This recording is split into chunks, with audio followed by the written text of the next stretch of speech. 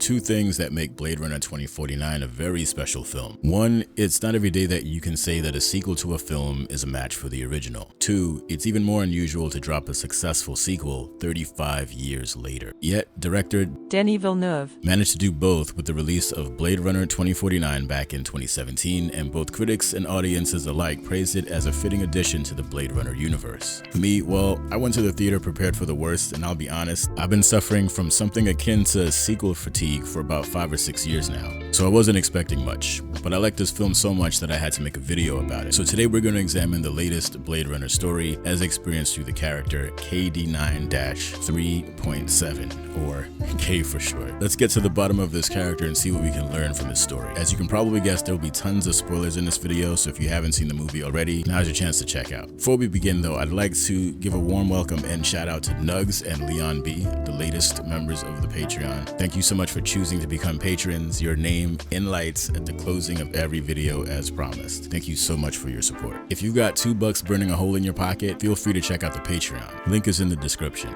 And if you can't, no worries, I'm just glad you're here. Check out the Discord for more ways to talk about the shows I cover on the channel. It's free to everyone. There is a social coming to the channel soon. I'm still waiting for the dust to settle between Blue Sky, X, and Threads. We'll see what happens there. Alright, so I think I've flapped my gums long enough. Let's dive. So, quick refresher, just in case you forgot, our main character, K, is a Blade Runner by trade. K is also a replicant, a bioengineered human designed to perform tasks that are too dangerous or unpleasant for the rest of us organics. Now, these aren't your grandma's replicants. The level of realism is so good that they are indistinguishable from humans or organic people. But are they real people? This is the question you'll have to answer for yourself. But the story in 2049 makes a positively strong case for a yes. As a Blade Runner, K's job is to track down and retire rogue replicants. And when I say retire, I mean he brings them in to be decommissioned, flatlined. From what we can tell, this job often leads to some hurt feelings in a body bag. Much like his predecessors, K is just another cog in the machine. That is, until one day, while on said job, K stumbles upon an old, deeply buried secret that has the potential to wreak havoc on the delicate balance of power between humans and the replicants of this world. I like the way the story kicks off. It's like time to make the donuts. You know, you gotta go to work, but it's Mad Max outside. The film's opening scene sets the tone, and if I had to use one word to describe it, I'd use the word oppressive. It comes out of every corner of every shot in this movie. There's this weird mix of serene oppression, beautiful to look at, but you probably wouldn't want to be there in real life. So you know I'm always saying that intros are important, right? So how do they introduce this character?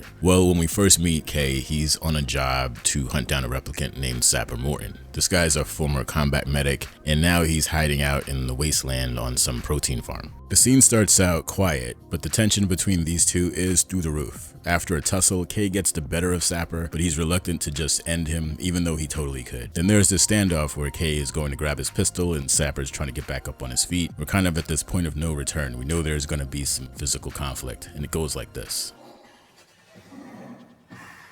How's it feel? Killing your own guy. I don't retire my own kind because we don't run. Only older models do. Younger models. Shit.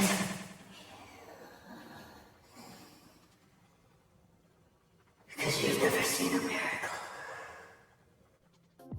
There is some really good dialogue throughout the entire sequence, but I think this final line is one of the best ones delivered in the entire film. What Sapper says here is really important. Sapper is a replicant, but he's an older model. He's lived a little, so he's got some life experience at this point. It's Sapper's experience in life that has changed his appreciation for what he is, and now he's telling K that the reason he's okay with being used by the humans to do their dirty work is because he doesn't have or see the value in his own life. He doesn't understand the importance of his own existence, and maybe he would if he'd seen the miracle. Of course, when he's talking about this miracle, he's talking about the miracle of replicant childbirth, which apparently is something that happened not too long ago. This is the big plot device, the central conflict of the story. The mere knowledge of the possibility of replicant childbirth would be a revelation that challenges the fundamental assumptions about replicants' inability to reproduce biologically. It's one major difference between biological humans and replicants that no longer separates the two species. In other words, they become more similar and it becomes harder to say that one is superior to the other. Because you've never seen a miracle is a line that haunts the entirety of the rest of the story. Okay, so once Kay's boss finds out about what's going on, she tells him that he needs to find and eliminate this child, plain and simple, for fear that the knowledge of its existence could lead to a devastating war between the two species. Kay is now in this weird place where he's being asked to do something awful as a part of his job. He clearly has a problem with what he's being asked to do, but he also knows that as a replicant, he has no ability to make meaningful choices in his own life. He certainly can't tell his boss no here. He's a steward of the law, a replicant, and his boss seems to love reminding him that he's not quote-unquote alive. This is where I had to admit that Gosling was way better in this role than I thought he would be. I don't know why I thought otherwise, but when you think about his performances in movies like Drive and The Place Beyond the Pines and Only God Forgives, he's already done a few characters like this. So not long after this, we see Kay at home with his holographic girlfriend, Joy. And I thought it was interesting because it reveals how complex a replicant's thoughts and emotions can be. Aside from the stiffer personality that Kay possesses, which is probably part of his job, their dynamics aren't any different from what you would see in a real exchange between two carbon-based individuals that love each other. This is the part where you start to believe, or at least I did,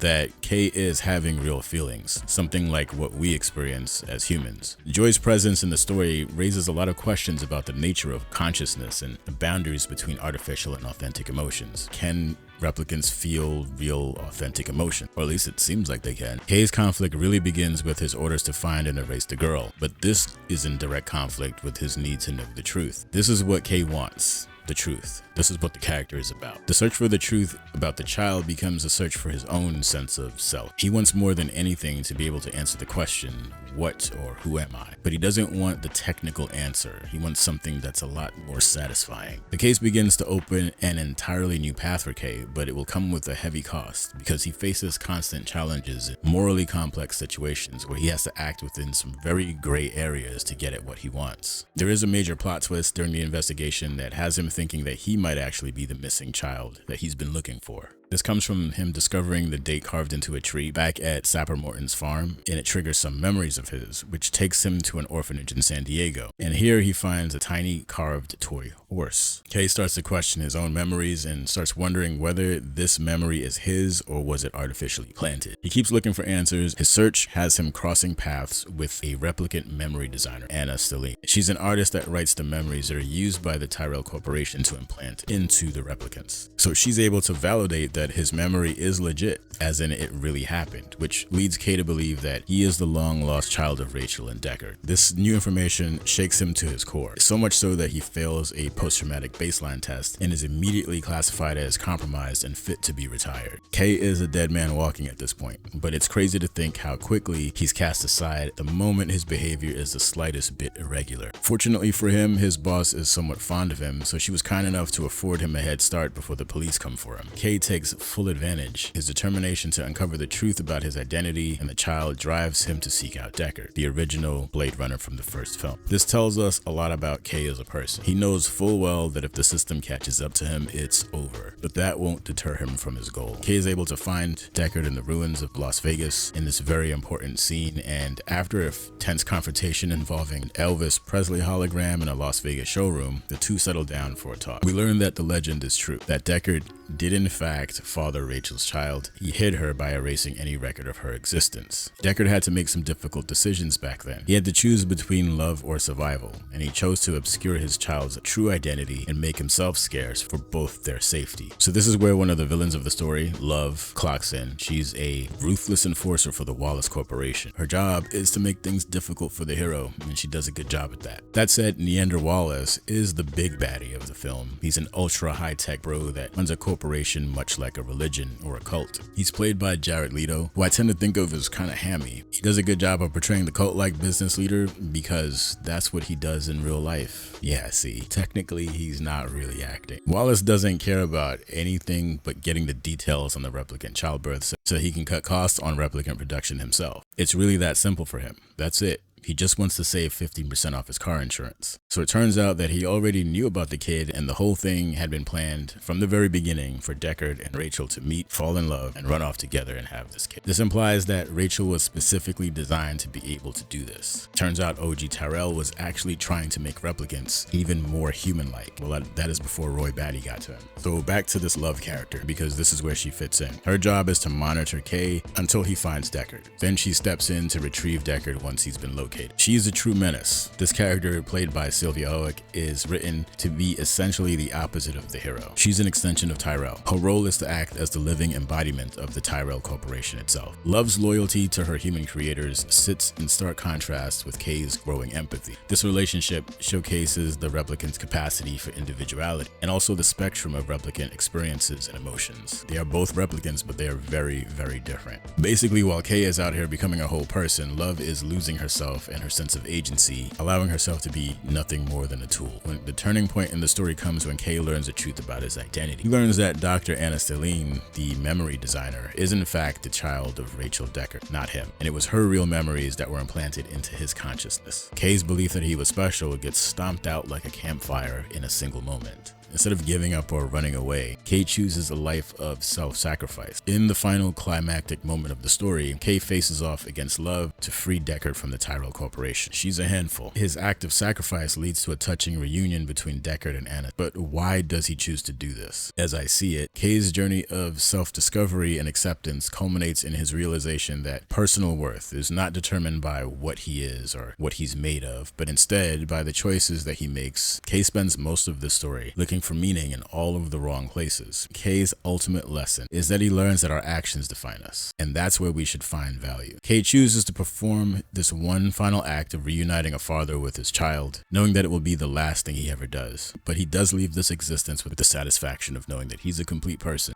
There's a question that always comes up with me when it comes to these kinds of films or these kinds of themes, and it's the idea of what it means to be alive. And I'm glad the question is still being discussed in films like this, especially when you consider where things look to be headed. There is the possibility that life may be something we have to redefine.